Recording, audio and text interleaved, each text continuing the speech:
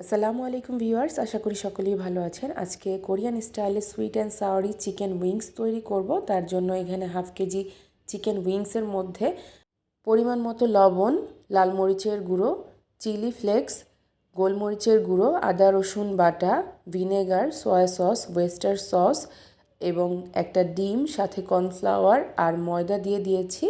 এখন হাত দিয়ে খুব ভালোভাবে মেখে নিব।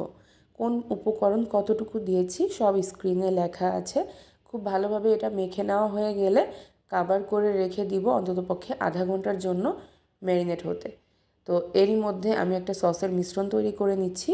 এখানে টমেটো ক্যাচাপ নিয়ে নিয়েছি 1/4 কাপ, তাতে একটু হট টমেটো সস দিয়ে দিলাম, দিয়েছি soya sauce, oyster sauce, vinegar, চিনি, গোলমরিচ, চিলি ফ্লেক্স আর হট টমেটো সসটা শেষ হয়ে গেছে, আমি সেটার জারটা ধুয়ে পানিটা দিয়ে দিলাম।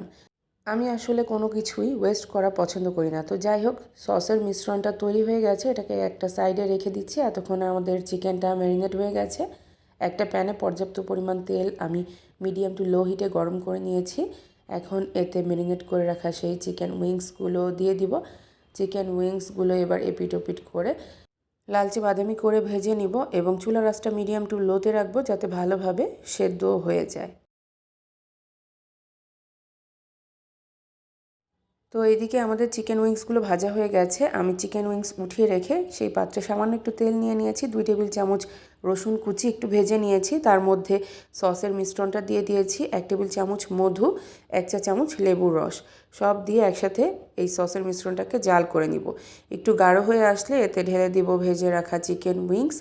এবার নেড়ে চেড়ে ভালোভাবে মিশিয়ে নিব যাতে প্রত্যেকটা চিকেন উইংসের উপরে সসের একটা কোটিং লেগে যায়। তো সব শেষে উপর থেকে একটু ধনিয়া পাতা কুচি দিয়ে দিলাম, এটা অপশনাল, যার ভালো না লাগবে স্কিপ করতে পারেন। আবারও একটু মিশিয়ে নিব, তারপরেই নামিয়ে নিব। নামিয়ে নিয়ে উপর থেকে একটু সাদা তিল দিয়ে দিলাম। তো তৈরি হয়ে গেল মজাদার কোরিয়ান স্টাইলে sweet and sour chicken wings.